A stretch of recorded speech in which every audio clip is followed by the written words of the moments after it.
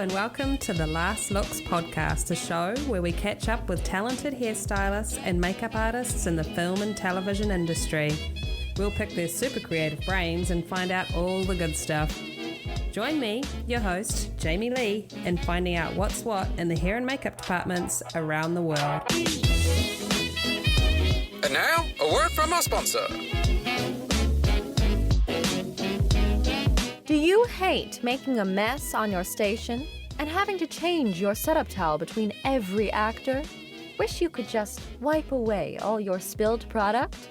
Well then, the Rebbe Mat is for you. The Rebbe Mat is an easy-to-disinfect, eco-friendly vinyl mat that keeps your station clean and stays in place. The Rebbe Mat was created by a working professional makeup artist for artists everywhere. So no more wasting setup towels every day. The vinyl top makes the Rebbe Mat easy to disinfect, keeps your space clean, and is super durable. These mats are made to be used time and time again. Designed with an anti-skid rubber bottom, your mat will stay in place and allow you to focus on the work in front of you.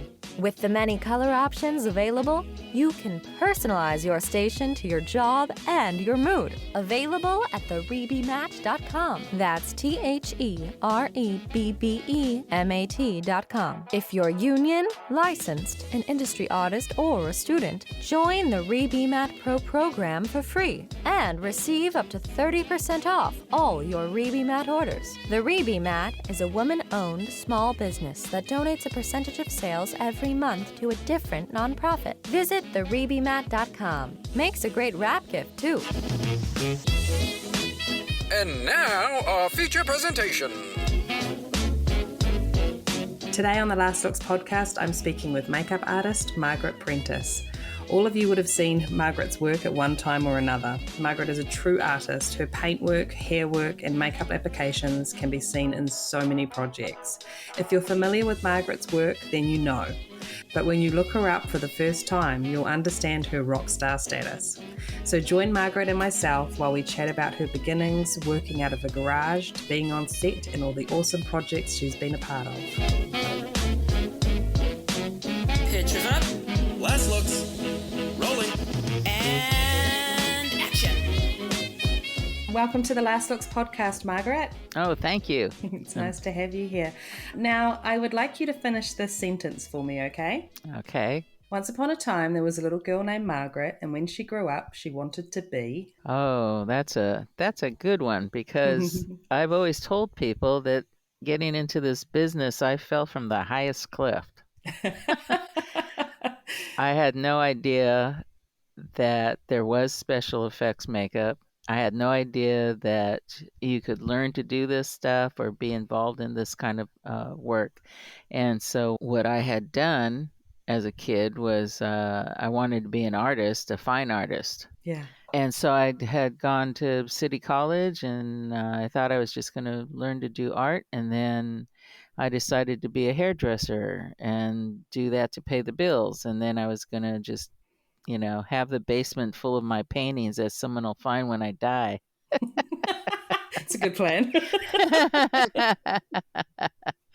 But then a family friend was starting his career and asked me to help because he knew I was becoming a hairdresser, and he wanted to make a big blonde ape suit. So he wanted me to come help him just tearing wigs apart, and so wefts could be sewed onto a spandex suit. Oh, and yeah. It was a guy named Rob Bottin, who was very young at the time. Yeah. And became a pretty well-known special effects, very, very creative person, amazingly creative. That's awesome. So how did you guys know each other in the first place? My brother, who's like almost 2 years younger than me, I was a senior graduating from high school. My brother was going to be a junior, and Rob Bottin was a freshman coming in to high school. And my brother and he became friends. Oh, cool. And in the art department, they were in high school, and they were both pretty close in the art departments. and so he would come over to the house, and then I found out that he had somebody, another mutual friend of his, sent a picture to Rick Baker, a drawing of his, Oh and yeah. so then Rick Baker became his mentor when he was barely starting high school. Oh wow. Yeah, yeah. Always start so young. Oh yeah, I remember him coming over to the house because he would just come over and hang out with my brother and stuff. And Mm. he was saying he was working on some kind of, oh, he thought it was just sort of a dumb cowboys in space movie, and that's when he was working on the cantina scene for Rick Baker in Star Wars. Yeah, just some cowboy space weird Yeah. bar scene. That's always cute to me, that story. Yeah, so then and then I got my cosmetology license Nice. and was about to start looking for stations or someplace to work, Yeah. and he got his first movie, which was The Howling, Mm. and incorporated painting, incorporated hair work, and I thought, well, I'll go ahead and do that just to see what it's like. And Yeah. worked in his garage, and I had some basics. I could do hair, I could paint, and Mm. I just needed to learn the specific materials for this area of work. So I learned how to punch hair just through the shop and through some of the guys in the shop with Rob. We're Yeah. all young guys. It was like 79, 80. Mm-hmm. So it was pretty new and all working out of a garage. Then I learned all the chemicals for painting, foam rubber, Yeah. and then I decided to stay doing it. That's very cool. So, how did Yeah. you learn like what paints to use and all that kind of stuff? Was there somebody else helping out in the garage that had already figured that Oh stuff out? yeah, there Or was a yeah, guy named Sean McEnroe, and he's not in this business anymore, but he was someone that I used to be friends with, and he was showing me the materials, and I just had to kind of learn by doing. So yeah, most everything I did was just by doing it and figuring it out for myself. yeah. So yeah. Oh, that's cool. So, at what point does creating in the garage move into you actually helping to apply makeups? After the Howling, Rob had a couple, but I became his painter in the Nice. shop, Yeah, and hair finishing, punching and cutting, setting, whatever. yeah, And then he got another movie, The Thing, which is what people most know me for. And then another one came along called Legend. It was Tom Cruise movie, and there's a character called Darkness, Tim Curry, a big demon yeah. character. Yeah, Amazing. those were some of my favorite paint jobs. But on that show, Rob made it a signatory to the union. So he hired all union people. But in hiring most of the people on the list, he could tell them, I still need some people. Right. I still need, painters and whoever, and basically to try to get like the 4 or 5 of our little group Mm, into the union. nice. And so they came down and signed us up. And so then I got into the union, and some of the guys, they didn't stay with it. They didn't keep it up or, follow through on anything. Mm, But I went ahead and I was doing several jobs for him, and did that. So then I was in the union, and then I got asked to do a makeup job mm. from a guy named Stefan Dupree. And that was for Chris Wayless. That was Enemy Mine. Oh, cool. And it was alien makeup on Lou Gossett Jr., Nice. which was really fun because that first time I left the country, went to Germany, first time I had to wander around in snow. So I Yeah. was like the odd person with my nose against the window looking at snowflakes, and to being a desert rat, I was never around snow. Yeah, yeah.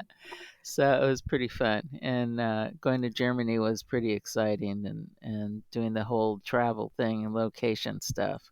So I got a little of everything in one, the very first makeup job. And when you learned under Stefan, as far as working on an actor, he Mm. always just put, you weren't just holding the glue for him. You always he put a line down the middle, and you kept up and followed through and copied everything he was doing. And, it was a team, a That's partner, awesome. which Yeah. is my favorite way to do a makeup when you have to have more than one person. Yeah. And so, yeah, so that was the first one, was Enemy Mine. And then the second one was also with Chris Wallace, and that was The Fly. Oh, cool. Yeah, Where yeah. was that So shot? The Fly was shot in Toronto. Oh, okay, cool. So traveling again. Again, Yeah. again, traveling and being in the snow. Of course, they Yeah. shot this stuff in the winter. Right, of course.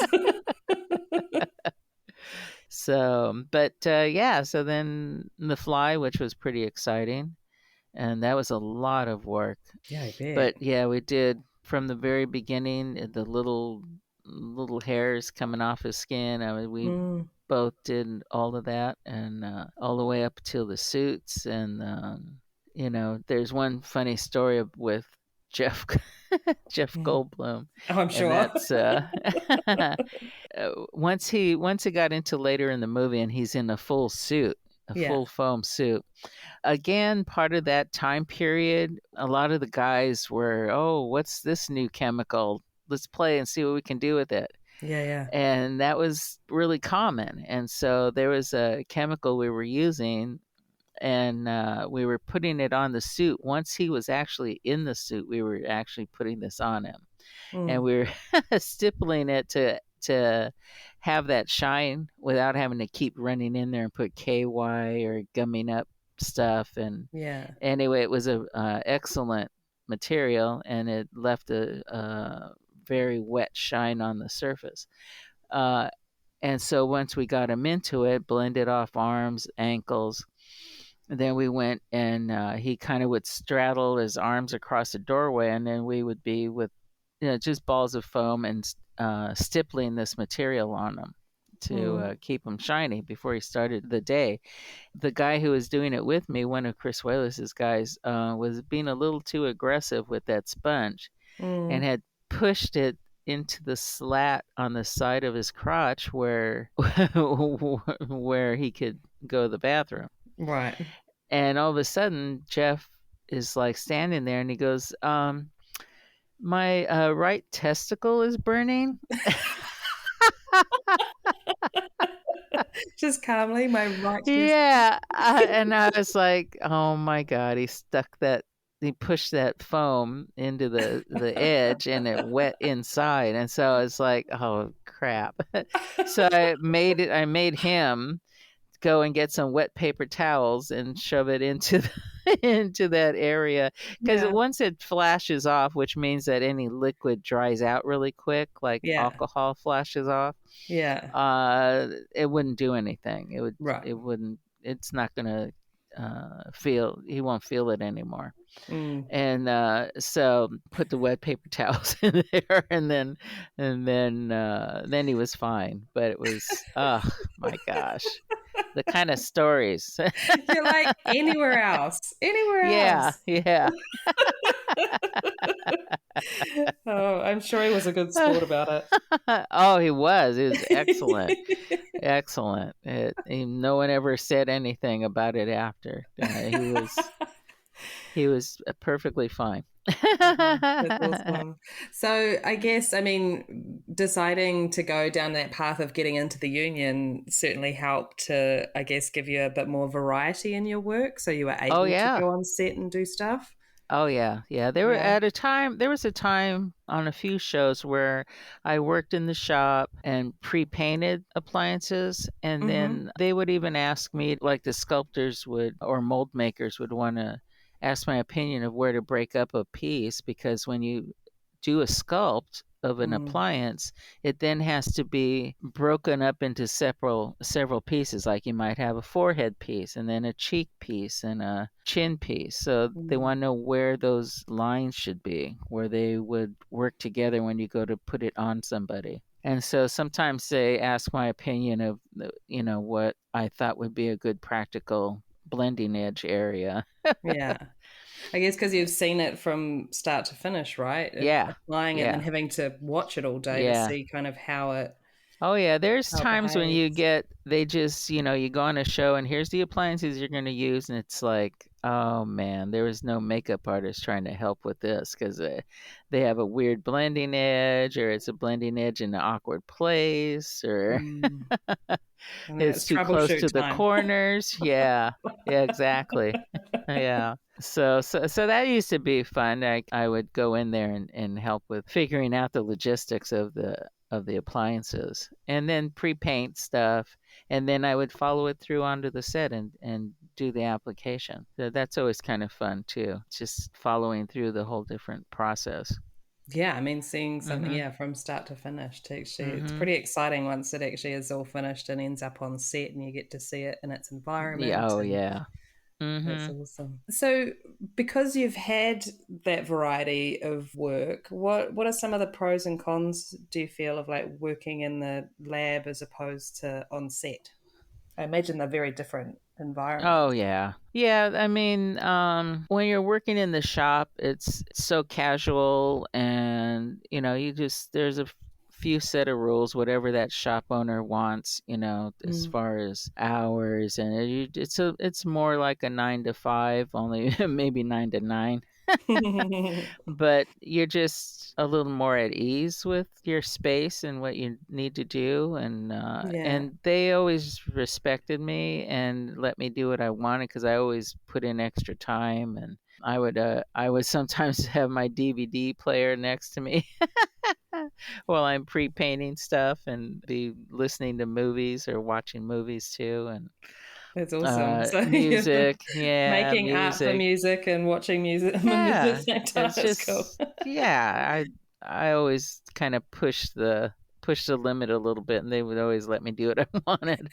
And so that was always cool. And when you're on a set, sometimes I would tell like shop guys if they went on a set or they had to work in a trailer, I mean you have to realize that you're in someone else's house Mm, and you're the guest even though you're providing a pretty special item you're still not there every day. You're right. there to do a particular maybe it's a gag. You're doing an old age for 3 days out of a 2 month shoot. You're not setting up house. You're Right. in someone else's house and you have to remember to respect the other makeup artist and the space because usually you only get your one little station and you can't be like throwing your stuff all across the the stations As much as you'd and like to use the whole trailer. exactly, exactly. You have to learn to compromise there. And there's also you have to feel out in a trailer. I mean, is there an actor there that's, very picky or maybe very emotional or maybe they get into character while they're getting their makeup done and you have Mm. to so there's, that kind of P's and Q's that you have to watch when you're in a trailer. Now, if you're doing a background, then you're like back in the shop.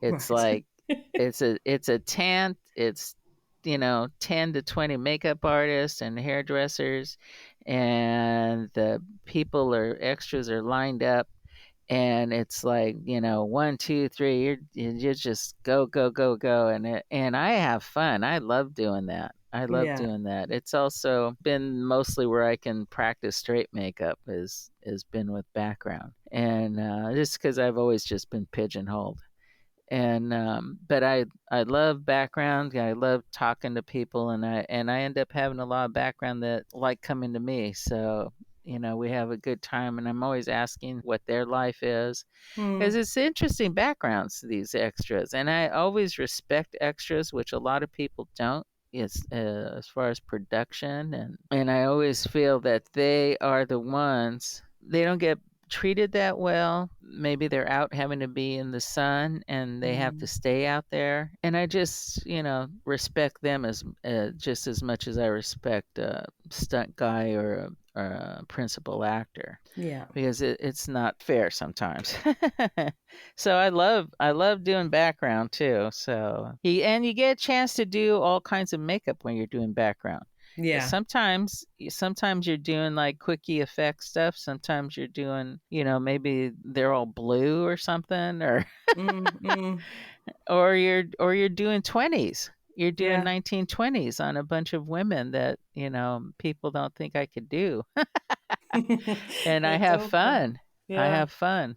When So did you start doing other types of makeup and thinking, hang on a minute, I just want to branch out a little bit here? Did you feel like you needed to or you wanted to? eventually, just kind of wanted to, and then there Mm, was also like needed the work mm, yeah. because there wasn't always once effects kind of they started to not be as much. Hmm. Then it was like, well, I am doing this as a living, and I really should have been more aggressive about straight makeup. And so I just was doing background, and there's been times when I think I felt that I was put on a spot, not given a bag, not given, what the actor needed. And they weren't a principal, they were like a secondary or a featured person Yeah. that didn't have dialogue. But I sometimes think I was put on a spot that, see, she can't do makeup or she can't do straight makeup.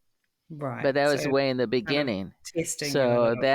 that kind of made me kind of back away from it a bit.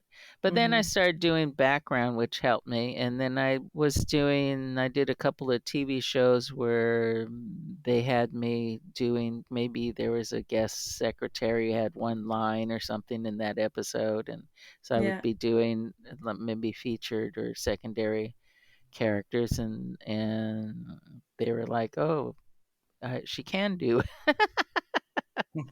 So, but at this point in my career and everything, I just, I didn't really care whether I was up there doing Meryl Streep or doing an old age makeup or a Yeah. creature. I I have more fun with the effect stuff.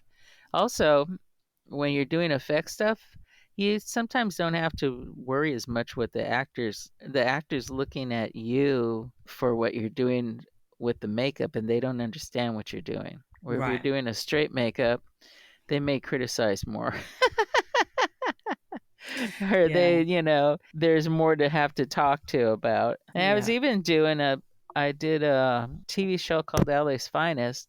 They Hmm. brought me on to be doing effects, wounds, dead bodies, whatever, burns, different criminal type trauma. And Yeah. they kept me on as a floating fourth. So that's where I was doing a lot of, I would do secondary characters, and then we were splitting, they let me do a lot of the men. And then third on the call sheet, Dwayne Martin Hmm. ended up liking me, and I ended up doing his makeup the whole show. Nice. And so, it did all kind of like I got a little taste of this, a little taste of that, and I had a good time. I Yeah, had I a think good it time. keeps it interesting, doesn't it? It's just that Yeah, variety of not the same old thing every day, so it's good. yeah, yeah. Yeah. And I mean, So, coming from a fine art background to then be doing hmm everything else that you've been doing is incredible. It's amazing. yeah, I've enjoyed all the different aspects. My favorite is still just doing prosthetics and paint jobs and stuff. Yeah. Yeah. That's where you come from. Mhm. That's Yeah. awesome. So, I mean, you've worked on so many different projects as we've just been talking about, but do you think, a couple of kind of favorites that really stand out to you? I think one of each. The thing that movie was John Carpenter's The Thing was my favorite as far as paint jobs and all of that aspect. It was a really hard show. I was pretty much the only painter. I painted about 95% of everything in that movie. Holy cow. And that whole Margaret, that's sequence. huge. Yeah, well, Did you Rob sweep? didn't. No, actually, there was a office. There was an office on. It was a place called. Oh, it was a part. I was a part of a warehouse section of Universal that was away from Universal Studios. Okay. That's where we did all our builds, Mm. and there was an office there that people took turns taking naps in, and I would work and then leave a note on the one who was in charge of the shop Mm. and tell them go knock on the door, in about 2 hours, and I'd go lay down at like 4 in the morning, and then they'd come in at like 7 or something, and then they'd Yeah. go wake me up. Oh my goodness. And we would sleep there. Pretty much everyone had some turn doing that, trying to finish things. Yeah. Oh my gosh, I So imagine. yeah, so that was a really rough show. But that whole sequence, that's the from when the one actor's chest burst and the bites off the arms of the doctor, and then the head comes off, becomes a spider head, and then Yeah. the creature jumps from the chest, and there's this hanging creature, and all this whole sequence with the spider head, that's like my favorite. I painted everything on that, and I didn't do the makeups on it, but I painted all the creature stuff and the body, and punched all this chest hair, and and then in fact, when I was punching hair, I don't know if you noticed that when you work with red hair for too Mm. long, Ah. that it does a number on your eyes. Oh, And I was really? punching curly red hair on this Ah. chest Yeah. for the whole day. Oh, And God. my friend who was helping me punch hair a little bit, James Cummins, he and I went to go see a movie that night after we had stopped. And I went to the show, got a bucket of popcorn, sat Yeah. down, and all the popcorn had little hairs crawling in it. Oh my And when I God. looked up at the white screen in the theater, Yeah. nothing but little hairs, little red hairs, or dark hairs. Because I think when you're doing something red, it turns a different Yeah. color when you look at what the imprint gets left in your It was eyes. burn into your retinas. Yeah, yeah. So I just seen this hair in my popcorn. You're like, I can't get away from it. I can't get away from it. Yeah, exactly. That's what nightmares are made of. Oh my So, goodness. but that sequence in the thing is one of my favorite things, I and think for people watching as well, like, there's a lot of yeah, fans that that is love that. pretty. So, Because it doesn't stop. It just keeps yeah. going and going. That sequence, it's pretty cool. And That's then the awesome. other thing, makeup wise, I think I have to. I know I've done a lot of fun makeups, Mm-hmm. but I think the Beauty and the Beast, Ron Perlman, Yeah. I did that makeup for like 3 seasons, Wow. That's and cool. uh, and he was really cool Yeah. too to work for. We were like brother and sister. And Yeah. at the time, Rick had just set it up where Rick Baker, because that was his design. But Mm-hmm. he never applied it on the set. The pilot was Kevin Yeager, and then they called me because it was taking a long time to do the makeup. So Yeah. they decided to do it a partner. And then when the series got picked up, Kevin didn't want to do the series because he was starting his own shop. Yeah. And so Rick asked me if I would do it. And it was the first big makeup, first thing by myself, first. Yeah. So, and I jumped into it because I had a kid and I needed the money. And it's like, because I was kind of afraid to do it. But I went ahead, and which, like I do a lot of jobs, I just sort of jump in. Yeah. I think you have to, don't you? Otherwise. Yeah. Yeah. And just because I'm a little on the insecure side, so I know I can do it. I just like, oh, this is gonna be hard, or what if it doesn't Yeah. work, or Yeah. Yeah. and it's typical, you're always in the back of your head. You're the worst critic of yourself. And Absolutely. so when the show started, I ended up doing his makeup by myself, and Rick never had a separate trailer done for his makeup. What we did is it was Ron's trailer, and one end was a makeup station. Oh, wow. And so we were both in that trailer the whole time. So you're And fully, yeah, sharing I space. sat in my chair, and he went back to the other end and would lay down, or would be on the phone, or Yeah. and it was pretty funny because later on, I mean, nobody ever would have done that. It wasn't like it was a little simple makeup. You go in there and do the straight makeup and you leave. Yeah. No, it had to be a full prosthetic setup in the one end of the trailer. And then that was the first season. The second season, they let me go and actually design the shelving in the trailer. And the door opened to my station. And I went to the place that built the trailers, and I had shelves put in and where I wanted things. And then it went to the kitchen and then back to a bathroom and his bedroom. So I was more separate from him. Yeah, and it probably made a bit more sense. Yeah, it was a little better. And then there was our little group, which was wardrobe, associate producer, which became a good friend, and we all just hung out in Ron's trailer. Nice. So so we were pretty close. It was really really nice. And there's there was some funny stuff with that too. I mean, there was one time which you might appreciate, because I had 3 wigs for that makeup, Yeah, and I could only use 1 wig per episode, right. because each wig was made from a different wig maker. Oh, wow, okay. Rick had Ziggy did, I think, the first wig, and then Mhm. Renata did a wig, and hers were really full. She'd always put a lot of hair in her wigs. Yeah, And then there was a third wig, and I don't remember who did that one. But each one was a little bit different, so I couldn't interchange them in a single episode.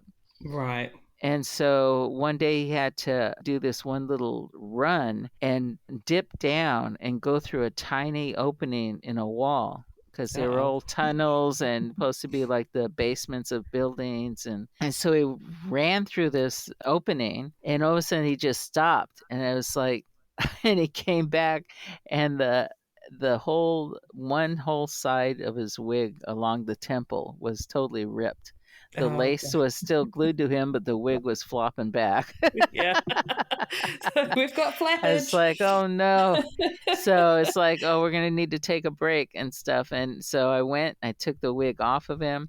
I Mm. stitched it back together in the hair, Oh, wow. and just like in like 10 minutes, Yeah, yeah. put it back on him, and then we went back to working. Oh, And my goodness. it was like a 4-inch rip. And so then after that episode, Rick had the wig refronted. But little things like that. Yeah, but, Uh-huh. quick, sew it Yep. up, back Yep. on, get it Yep. done. So, and he was fun. Another funny thing was, we had 2.5 hours we did that makeup, which was Yeah, really pretty good for one yeah, person doing that whole thing. yeah. And I would break it up and glue the appliances on, take a break. Then I reset, do the paint job, then take a break. Then do all the hair work, because it was a chopped hair applied to his beard stubble. It was Mm. all chopped hair.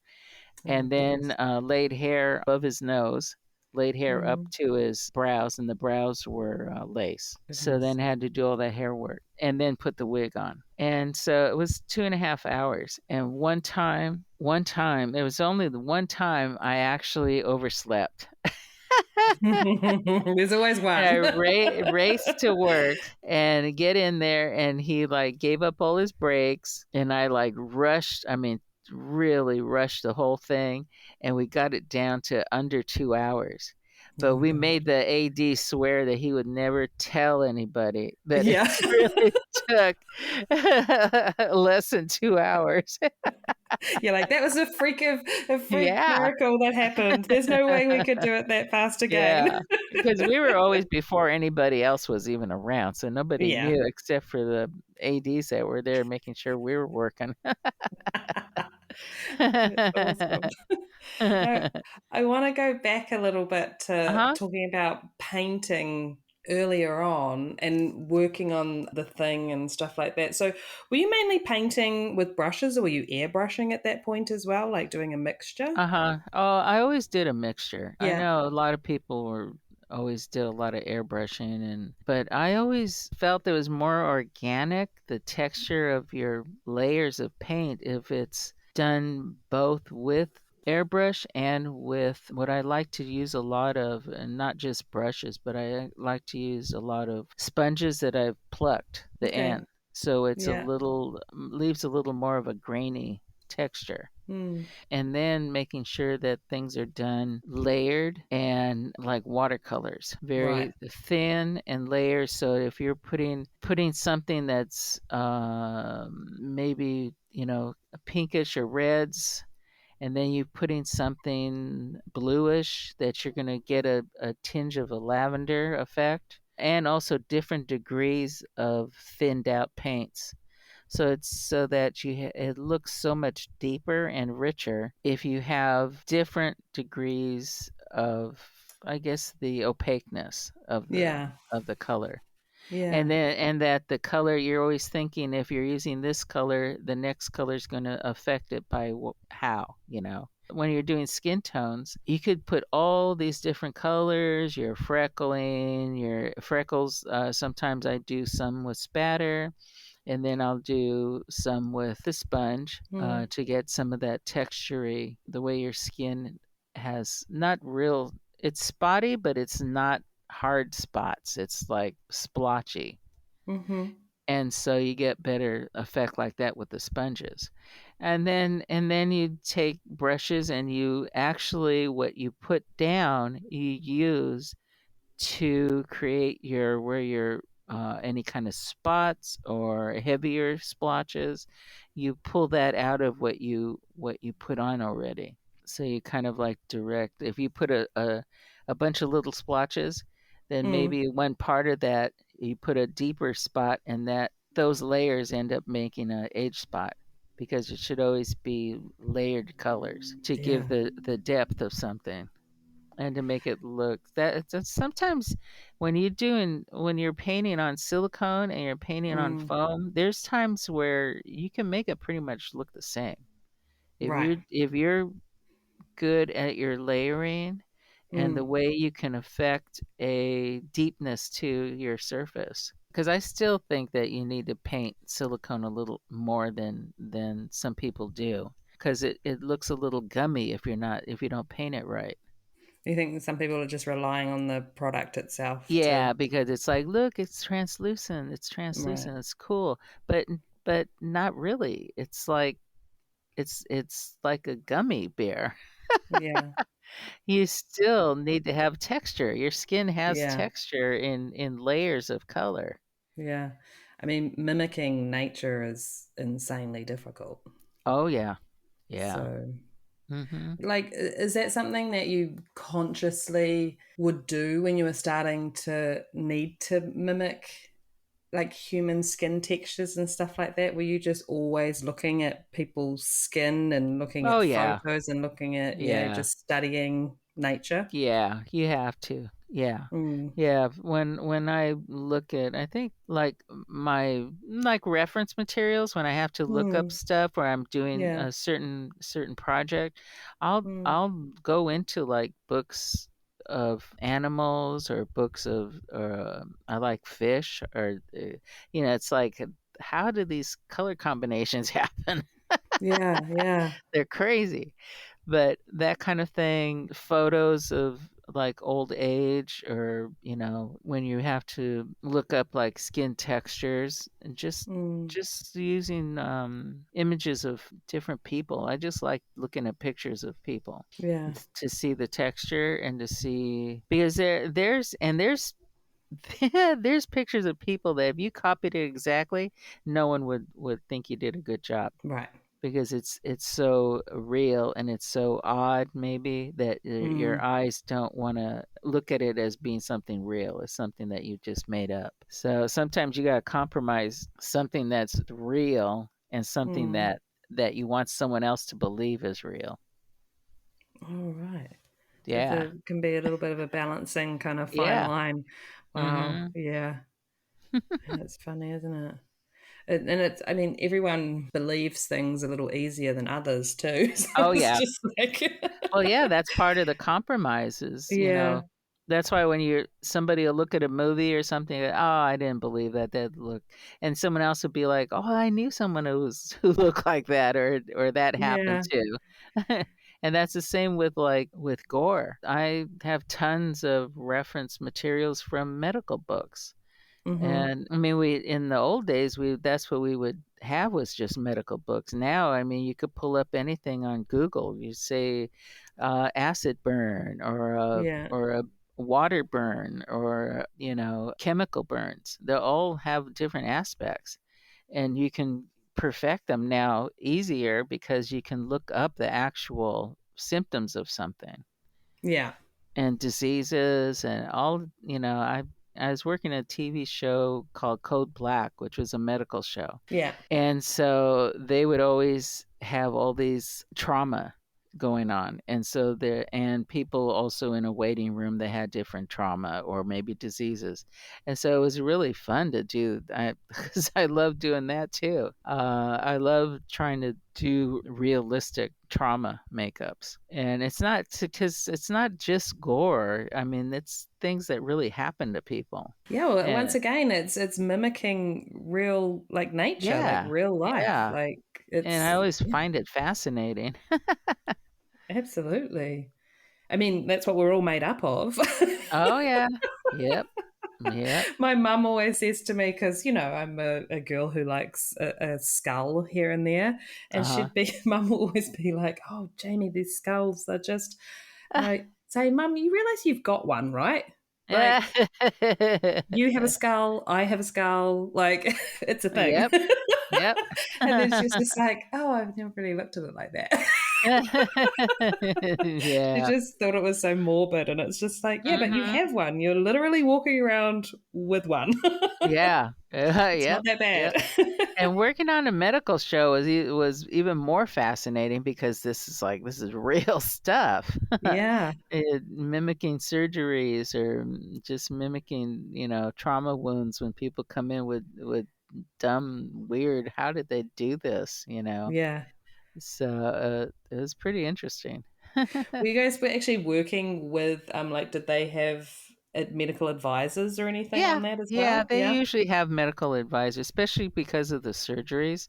So they Mm. have to make sure that the actors are holding tools the right way, Yeah. or maybe I even learned for a little while to do sutures, Oh, wow. which was kind of fun. So some of the nurses, there was a couple of nurses that were extras, so they would be in the scenes to make sure things were done right. Yeah, that's And cool. yeah, so that was kind of fun. So I'd talk with them, and they would show me stuff, and that was kind of neat. That's awesome.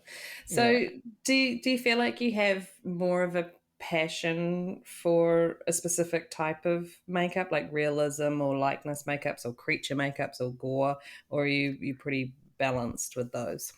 I think I'm pretty balanced, and I don't know if I would really even think of it was a separate thing. Realism. I think they're all. You're trying to make Mm, anybody believe that whatever you put that's real. across there Yeah. as a makeup or as a real person or a character or a Mm, creature, that there is realism to it, yeah. that someone's going to believe it. And I kind of I like all of it. I think it's a little harder when you're doing some likeness and old age. That can be a little more difficult because there's so many aspects that have to line up.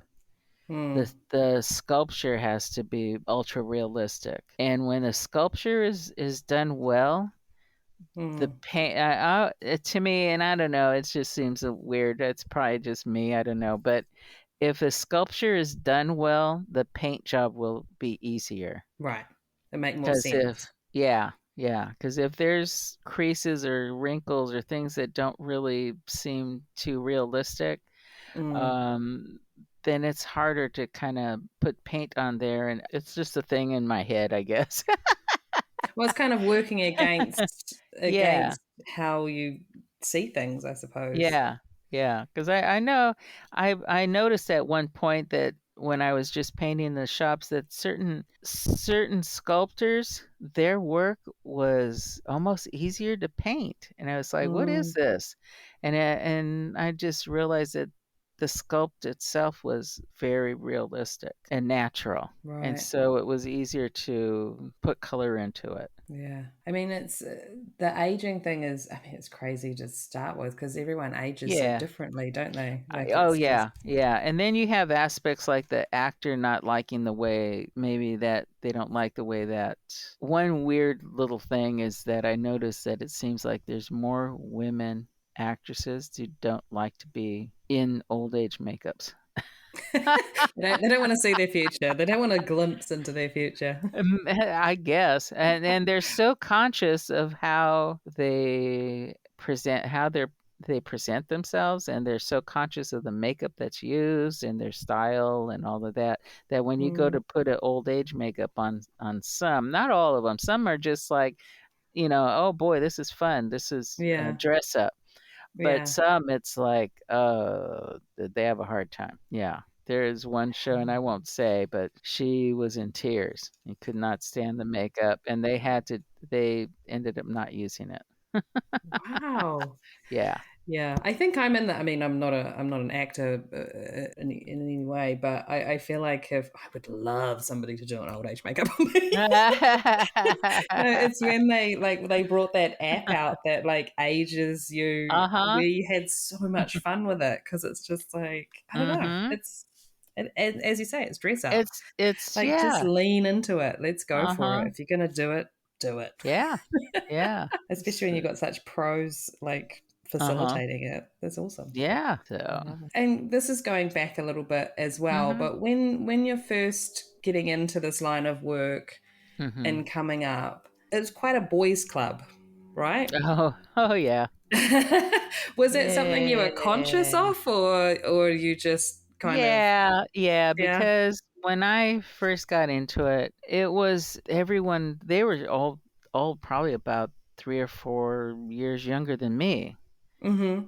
And so we were kind of around the same age, but everyone was still, I always said they're all like the high school locker room guys and playing and what's this chemical? Look what we can do with this. The guys that are lighting up toy cars. Yeah. And so it was always kind of that attitude, the Mm-hmm. guys kind of thing. I was always like a sister. I never had the problems that I know and have been told by some of the other girls that have gotten into the shop work Right. that end up having to deal with some of the guy stuff, Mm. as far as that kind of thing. A lot of the shops, as far as like girls and guys, that because they're almost like a bunch of kids, you Yeah. don't always have like, you're a woman, you can't do this. Right. No, not so much that. It's just mostly can be bothered by like guys wanting to just be flirty and stuff. Right. And that kind of thing happens, which is bad. But I'm sure not so much anymore. no, no, no. Well, no, actually, there's a group on Facebook Hmm. that's mostly women effects. Yeah. And there was something, I think, last year where they were putting it out there about a shop and some guys in the shop, and it was not good. And it was Well, it's good all, that they're talking about it and bringing light to yeah, it. So, yeah. Which, before the, like, and even some of them were like, I didn't want to say anything because I didn't want to lose my job, kind of thing. right, And so what I'm saying is basically it still happens.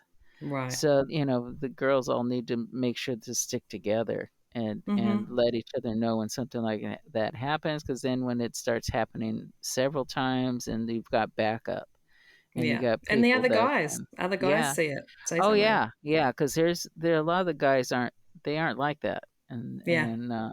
they can be protective too. Yeah, A it's lot of good. them. So yeah, my thing is I was always like the older sister. I also don't cuss. I'm just not. I don't know. I just never got in the habit of that. My parents didn't, and I just never did. So the guys were always like, "Oh, sorry, Margaret," or trying always to apologize to me because they cuss or something. It's like, please, That's quite sweet. yeah, and but I end up missing out on a lot of good jokes. Oh. You're like, just because I wouldn't tell the joke, it doesn't mean I don't want to hear it. Yeah. Yeah. Oh, that's So funny. I always was treated very well and very pretty respected by most of the guys. And That's awesome. so, I mean, it is teamwork. You gotta work together to get everything exactly. done, right? Yeah, exactly. Yeah.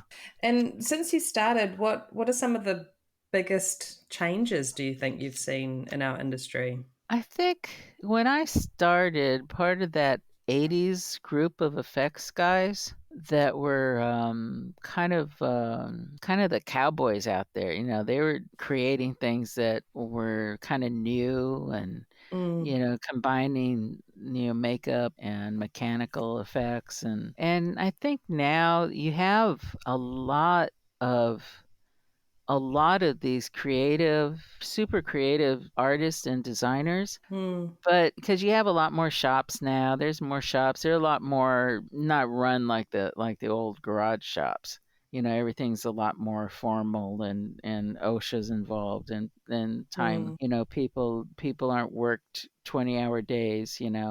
Like back in those days. But the one thing that I think is kind of sad is that you have a lot of these new shops and super creative designers, artists, but they're on a leash nowadays. right, They're on a leash now because of the non creative producers and the hmm, limited budgets that they're throwing at everybody. right, And so you have a lot of people that could have been producing maybe some more innovative type stuff, but hmm, they get stuck that they can't go any farther because of the time limits and the money limits. right. So it's just getting stifled.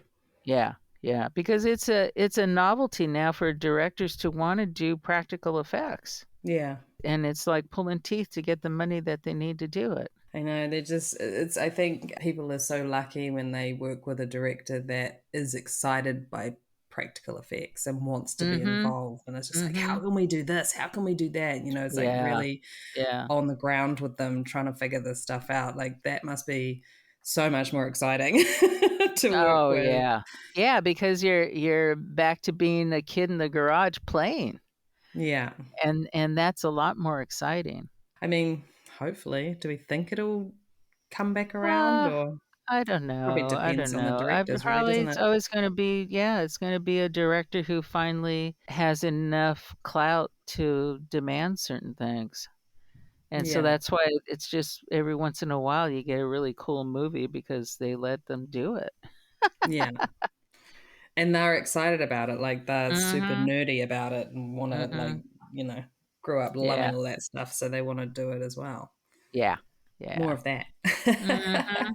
Mhm. And, what would you like to see kind of change in the future moving forward? Well, I think partly from what I was just saying is Mm, the creativity being brought to light, and yeah. maybe with a better team effort of CGI and practical makeup, because sometimes those two groups, the CGI people don't like to get too involved with the makeup people, or Mm, there's a little bit of oh, we could just do that.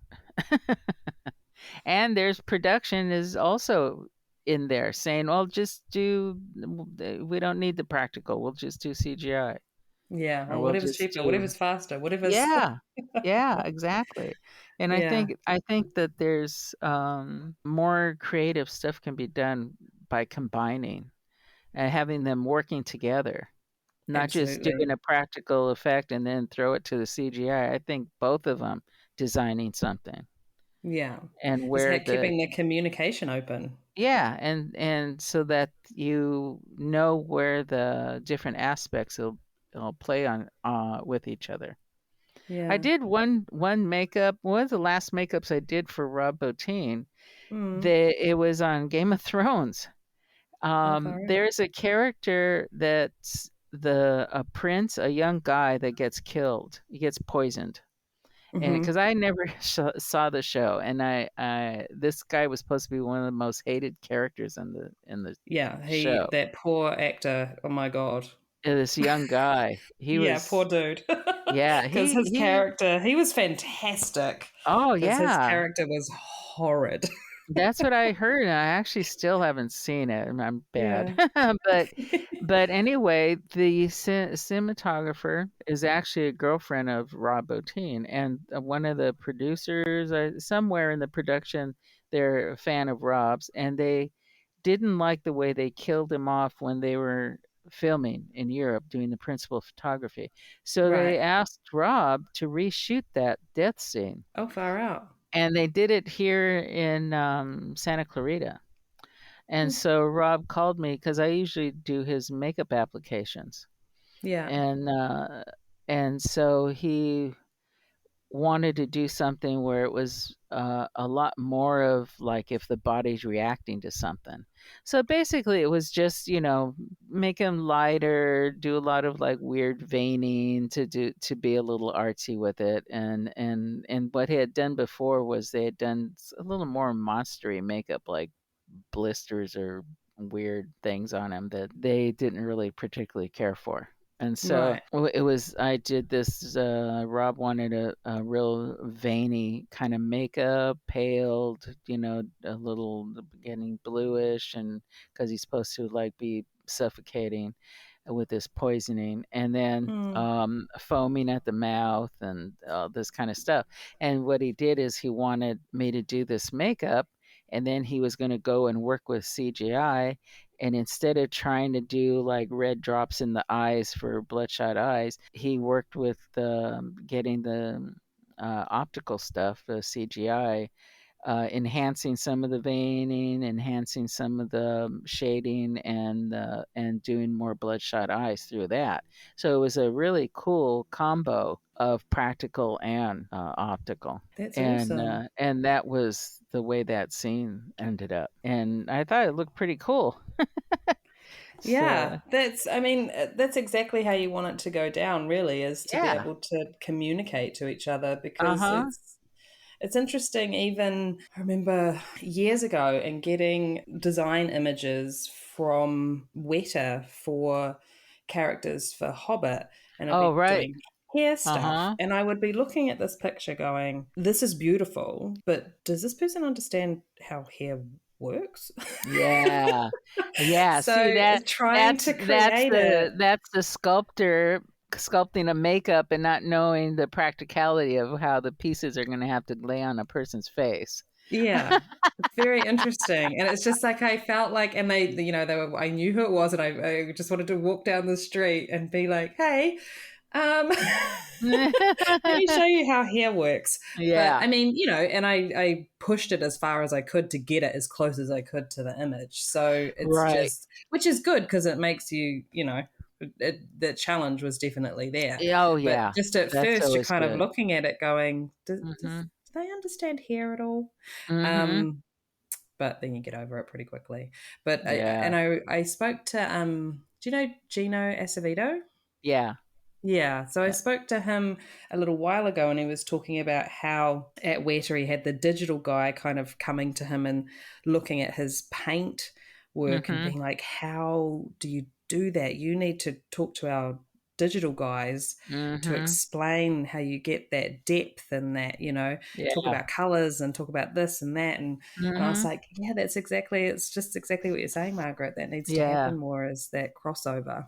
mhm. To learn That's from each cool. other. Yeah. Yep. That's awesome. I wasn't aware that Rob was still getting involved in doing stuff like that, so that's very cool to hear. He pops up once in a while. He does his own creative stuff, on his own. And this was already a few years ago. Yeah, Yeah, yeah, yeah. this was already a few years ago, that That's job. true. I feel Mhm, like, yeah, if you, yeah, mhm. actually, when I remember first watching the first season of Game of Thrones, you're Mm, correct. It was a little while ago now. Time is yeah. fleeting. Yep. Yep. So I'd love to know what you find most enjoyable about what you do. Think when this is one little aspect, I guess, because I always consider myself kind of the last domino in the chain. In the row of dominoes that has to fall to create something. Right. You have the creators, you have the sculptors, you have the mold makers, and you Mm-hmm. have painters and fabricators, and then you're the one that helps finishing off the design. Yeah. And I think one of the most satisfying moments, and there's quite a few, but if you're like me, you're not the designer, you're part of the crew. When you finish doing a makeup and you've painted it and they've been behind your back and they've been like, oh, more this, more that, and you bring it across the way they like it, and you get on set and it's in front of camera, this actor, this creature, and all of a sudden the designer, whoever it is, turns and kind of looks at you, but they have this like little kid in a candy shop look, like, oh, cool. Yeah. And you're like, okay, I did it, I guess. Yeah. Okay, that's all I wanted. Okay, now let's just keep this on his face and get through the day. Yeah. But that moment, and a lot of these shop guys are like that. Mm. They're like little kids when their design finally gets put in front of camera and they see it come to life between what you did and what the actor is doing, and they have that little like a twinkle in their eye. Yeah. And there's quite a few of them that when I do something and I get that look, then I'm Yeah. fine. You're like, nailed it. They're Yeah, happy. They're yeah, excited. This is cool. Nice. yeah. Doesn't even need to be a spoken word. It's just a look. No, as soon as I see that look and they maybe just standing there and they're looking at it, or the director's kind of coming up to them, if they have that look, then I'm fine. Yeah. That's awesome. I came up in a environment, I suppose, that it was just like if nobody says anything, you're doing a good Oh job. yeah, yeah. And That's very much the same too. yeah, and it is quite funny when I work with someone that maybe hasn't come up in that Yeah, world, yeah. and the constant questioning of like, is it okay? Is it okay? It's like, oh my god. Mhm. It's like if something was wrong, you would know about Yeah, it. yeah. But it's Mhm. the silence to me is always like, I'm good. Yep, yep. Everyone's happy. Exactly. It's good. Yep. It's such a backwards thing, I suppose, that silence Mhm. can mean a positive. Oh yeah, But but I that's always just how it works. I do that too. Someone will might maybe say something. I go, hey, if they're not saying nothing, then they just think it's everything's fine and let's move on. Yeah, they just called action. They're rolling. They're Yep. good. Yeah. That's awesome. So, after all the incredible jobs that you've done and experiences that you've had, is there anything that you wish you had known or been told before getting into this line of work? I'm thinking maybe just the fact that I remember a couple of makeup artists when I was working on Beauty and the Beast were like, well, you got to start doing some straight makeup. And I was Mm, like, well, I'm pretty good here and pretty busy, yeah, but I wish I had listened to them and been a little more aggressive in rounding out what I can do, so that people knew that I could do everything, yeah.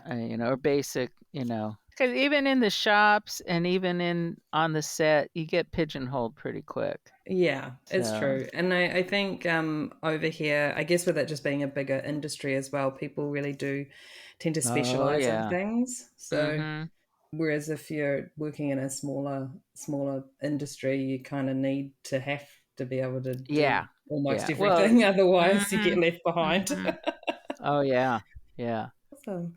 And I just wonder, has there ever been any piece of advice that somebody has given you that's really kind of stuck with you? There's one incident Mm, that's been my favorite, and it wasn't from a makeup artist, He was Nice. actually from a very well-known, very loved mold maker. His name was Yeah. Gunnar Ferdinandsen. What a name.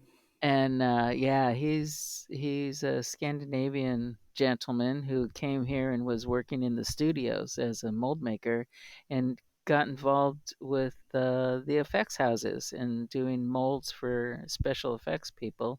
Oh, cool. With Rob, that's where I met him. Was on the thing, and he was great old guy, a great mold maker. It was on Ghostbusters, and I painted the green ghost, the Slimer character, and I That's so painted cool, Margaret. the and I painted the terror dogs. There's Wow. the dogs on each side of her. Well, there's Yeah, just yeah. one. There's just one, but they Right. put it on both sides. And so I would come in because the terror dog, the effects guys that were doing the mechanics for it were having Mm, so much trouble that they would always every day they would come in at their regular time at 7, end up mm, putting cuts into the dog, and still trying to correct or make better some of the mechanics in it. And so then so I had to paint it at night, and I come in at 7 at night, and which nowadays I don't think OSHA would be too approving of being on a 6-foot platform with about maybe 10 inches all the way around, and oh having to be God. up there by yourself at night when no one else is in the shop. So Yeah. if you were to fall or something happened, you're stuck there until the next morning. Yeah. But that's what I did, and I was known for being there at night and leaving in the morning, working all Mm, night. And anyway, so I would come in at 7 at night, and Gunnar was sitting with his coffee and his cigarette, ending his day, and we'd mm, talk. Or I'd go to leave in the morning, and he comes in, yeah. and he's with his coffee and his cigarette. And so one morning, it was a little bit later that I went to leave, and I went to go say hi to him, and he was starting his morning, and I was noticing that he was had half a mold done, and was in there, kind of looked like he was sculpting on the piece that was being molded. And I Mm, was like, "Oh, what are you doing?" Because I was always be curious and asking him questions. He goes, Margaret, it's not how good you are, it's how well you can correct your mistakes. And I was like, "What?" He goes, "Because he had gouged into the sculpture." oh shit. And so he had his tools. It was resculpting part of the piece. Yeah. Oh my and God. and I always found that one weird little piece of advice Yeah. was always important, and it always came up. All of a sudden, "Oh, I shouldn't have used that glue, so how are you gonna fix it?" Mm, Or, "Oh, no, the edge broke, or something tore, or something, paint was the wrong color, so how are you gonna fix that?" And it's how you correct your mistakes that, you learn stuff, and you maybe make it better. yeah. It's a very simple thing, but that is always stuck in my mind. That's awesome. And you kind of busted him in the middle of it too. Yeah. He's like, gotta sort this out. Yep, Oh my that was goodness. great. Oh, that's awesome. So, Margaret, if I had you set up at your station and you had all your tools and products with you, if I came in and Mhm. took something away, what would you kind of freak out about? You'd be like, no, I cannot work without that tool or product. Uh, I think maybe nowadays, one of my kind of favorite new little discoveries from another makeup artist was, because I resent the amount of money we got to pay for some of our materials. Yeah. And production may not always pay for it, or you're limited at how you could use it because they pay for it, but it's costs a lot and they don't want you using a lot of it. Mm, One of the newer products, which I love, is Jourdain or Sean Richards, all of those tattoo cover creams. yeah. Yeah. Those are some of my favorite things, and they are very good go-tos when you're on set and you have to touch something up because they Hmm. stay. but they have a short shelf life, which means they make you buy more. They're expensive, Mm, and they give you a little 1 ounce bottle of thinner to use on those materials. yeah. That thinner costs some money and doesn't always work as well when the product is starting to dry out, starting to reach its shelf life. Oh, interesting. And through some other makeup artists, for me, it was Mark Garbarino.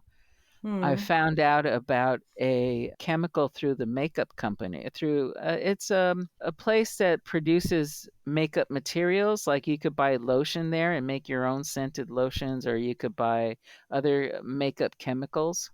gotcha. And Yeah. and there's a chemical called isododocane, Sounds and like a you great could drug. yeah, isn't that weird? It's a weird name. Yeah. Yeah. And but you could buy a quart of this stuff for like less than $30. Mm, A quart. And it turns those Jourdain colors, those creams into mm. watercolors. Oh, wow. And that product can also be used on any cream makeup you have. You could have, you want to do a sheer cheek, Mm, any cream cheek colors. mm-hmm. I also put a little powder mixed into it and turned that into. I was doing a alien and I had to have these kind of bluish lips, and I Yeah. didn't like the color that I found, so I found a kind of purplish lipstick, and then the I think it's Krylon blue pigment powder, Yeah. and I mixed both those things with this isododocane and made a new lipstick, It's and I awesome. left it on a paper palette. Mm-hmm. And so I put that in a little baggie with a brush, and all I needed to do if it started to dry out was put another drop of the isododocane and brought up my lipstick. God, you just got to know your products and your chemicals, huh? Yeah, and it's something I've always had fun doing, was to be experimenting with chemicals or with products. So this product, you could decant from this quart Mm, dozens of times. If I have little bottles of this isododocane in my set bags, I have Jourdain pellets that are already cracking, mm. and all I have to do is put some of this stuff, and it's like using watercolors. And it dries out Oh, wow. faster than the stuff they use. And a lot of people were using 244 fluid to Right. thin out those materials, but the 244 fluid takes too long to dry, that oily kind of Right. Yeah. feel, and it takes a little longer. If you want something really sheer, then you're going to be waiting a while, where this stuff will set up a little faster. And like I said, you can make it like almost a paste. Dense, you can make it, or as thin as watercolors, and have all the pigment. Yeah. That's so Yeah. cool. If I can be so bold as to say, I feel like there's going to be some people out there tracking that stuff down and buying it I've now. I've been giving all kinds of people that info for that makeup supply Yeah, place. that's awesome. Yeah, you just look up that name and then it'll pop up for where you can find it and stuff. So, because a lot of people are using those Jourdain colors for covering Oh, yeah. tattoos, or Mm-hmm. and I've even done makeups with those, Yeah. that people just do a makeup with them sometimes. Yeah. They're They're pretty they're good. versatile. Yeah, they're good for like a no makeup so that you Yeah. can do covers and do all that, and have it sheer by using that isododocane, and works Very really cool. well. Awesome. And who would you like to hear on the podcast, Margaret? Oh, I was thinking of Jen Aspinall. She's also someone she came from New York. She Mm-hmm. was the department head on Mad TV for years, Yeah. and had to do some of that, like throw it together in 2 seconds makeups. Yeah. She's very creative. I've helped her on some of her little personal projects, and she's a very interesting person. Yeah, it's awesome. I've met Jen, so yeah, that's Oh, cool. cool. Yeah, Hmm. love it. Well, Margaret, I appreciate your time and I've loved speaking to you. You have some pretty incredible stories and Oh, what an good. amazing career. It's just so exciting and so cool. So thank you so Oh, much. thank you. I had a good time. I had a lot of fun. Yeah, we did it. We did it. Yes. Awesome. Thank you.